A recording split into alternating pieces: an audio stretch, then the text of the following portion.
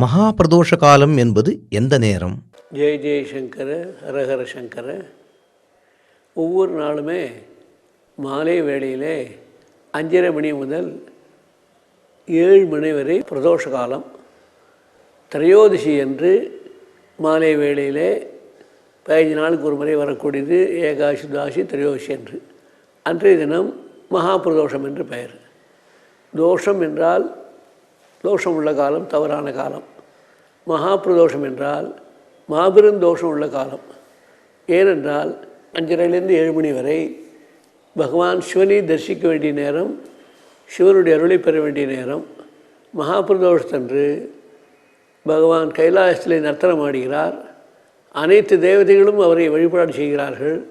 அப்பொழுது ஒரு சிறுவனை நினைத்தாலே போரும் அனைத்து தேவதைகளுடைய ஆசீர்வாதம் கிடக்கூடிய அவ்வளோ புண்ணியமான நேரம். அந்த நேரத்தில் நாம் சிவனை நினைக்காமல் சினிமா ஹாலிலோ பொது இடங்களிலோ இருந்தால் அது தோஷம் உள்ள காலதாக ஆகும். ஆகவே தான் அதுக்கு மகா பிரதோஷம் என்று பெயர் வைத்தார்கள். சாமானியமாக தோஷம் என்றால் சாமானிய பரிகாரம் இருக்கிறது. மகா பிரதோஷம் என்றால் மாபெரும் பாவம். ஆகவே புண்ணிய காலத்திலே நல்ல காரியம் செய்தால் அது மகா பிரதோஷம் விலகும். புண்ணிய காலத்திலே கெட்ட காரியம் செய்தால் நல்ல காரியம் செய்யாமல் இருந்தாலும் மகா பிரதோஷம் வந்துவிடும். அதை வைத்து தான் மகா பிரதோஷம் என்று பெயர் வைத்தார்கள். 5:30 மணி முதல் 7 மணி வரை நமது வைதிக முறைப்படி செய்யக்கூடியது.